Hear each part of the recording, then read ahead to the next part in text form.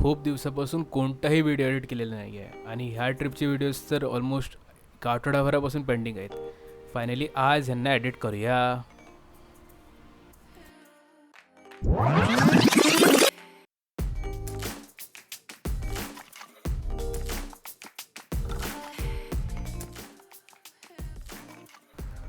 So we started a journey from Dombivli to Badlapur. आता बराच dam डोंबिवलीपासून almost 25 ते 30 किलोमीटरच्या अंतरावर आहे, depending upon which route you take. यावेळी ऊन जास्त असल्यामुळे आम्ही सगळ्यांनी व्हेकलनी ट्रॅव्हल केलं इन्स्टेड ऑफ सायकलिंग. बदलापूर गावापासून एक छोटासा ऑफ रोड नदी किनारी येतो. तिथे तुम्ही गाडी पार्क करू शकता आणि तिथून एक छोटीशी पायवाट जाते बराज डॅमकडे. तिथे आरामात तुम्ही चालत जाऊ शकता. हाँ है ना.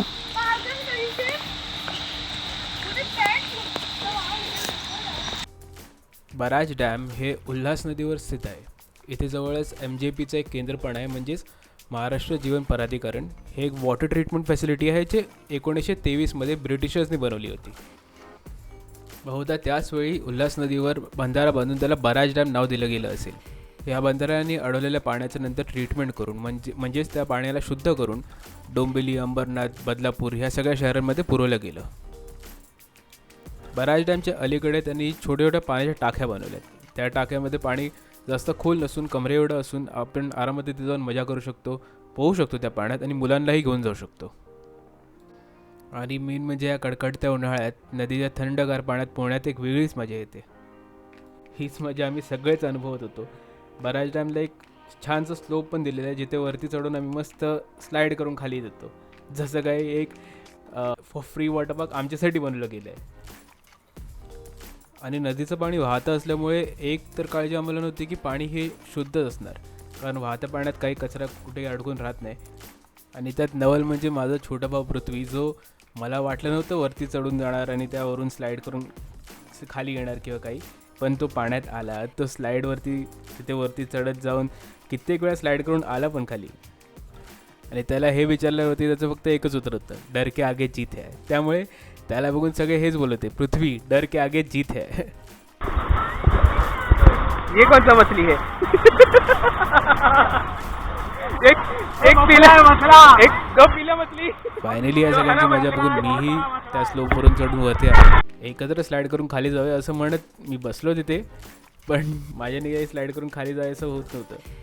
पण माझ्यासोबत बसणारे सगळेच निघून गेलेले आणि फक्त मी आणि अमर वरती राहिलेलो.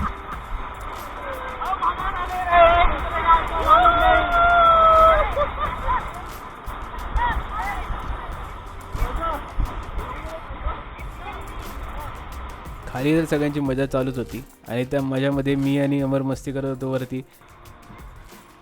त्या मस्तीमध्ये कधी मी घसरलो आणि खाली आलो मलाच कळलं नाही. आणि शेवटी माझ्या पाठोपाठ अमर पण आला. पाण्यात खेळून खेळून आता भूक लागायला लागलेली, पण ह्यांची मस्ती काय अजून संपतच नव्हती. अजूनही यांना स्लाईडवरती चढून परत खाली यायचंच होतं.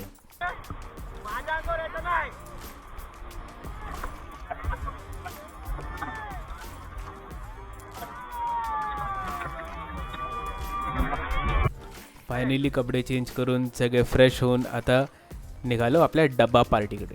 डबा पार्टीमध्ये सगळ्यांनी काय ना काहीतरी आणलेलंच खायला, पण आम्ही ठरवलेलं की आपण तिथे जाऊन मस्त भेळ बनवायची.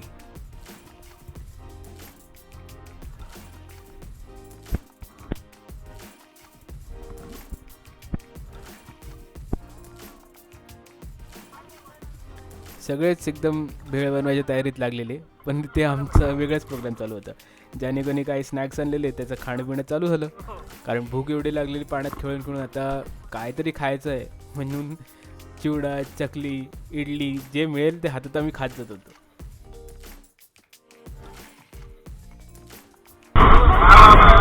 चालू की नाही.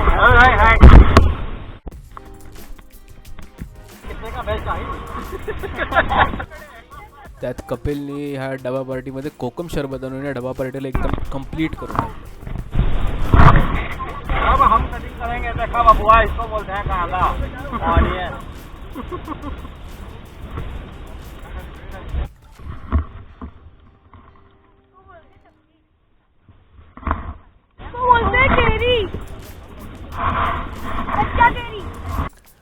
भेळ बनवायची आमची ही ग्रुप ॲक्टिव्हिटी चालू होती. कोणी कच्च्या कैरी कापतोय, कोणी बटाटी, कोणी कांदा, आणि हे सगळं अमर आणि प्राची मिक्स करत होते.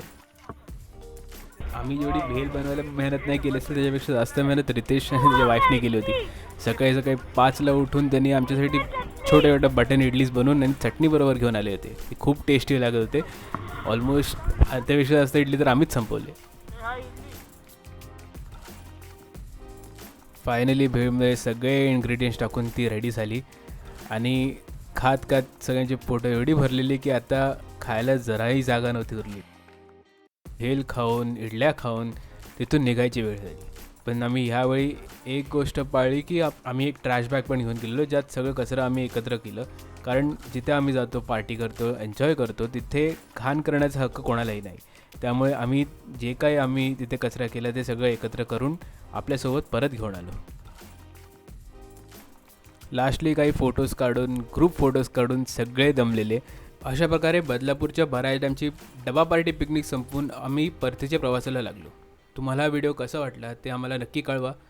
ह्या जागेचं लोकेशन मी डिस्क्रिप्शनमध्ये मेन्शन करणार आहे, सो तुम्ही पण या जागेला नक्की व्हिजिट करा. पण हो, please take care of the environment. जे काही कचरा तिथे असेल ते तुम्ही आपल्याबरोबर परत घेऊन या, म्हणजे पिकनिकमध्ये जे काही कचरा होतं ते सगळं, आणि इतरांनाही या जागेबद्दल कळवा.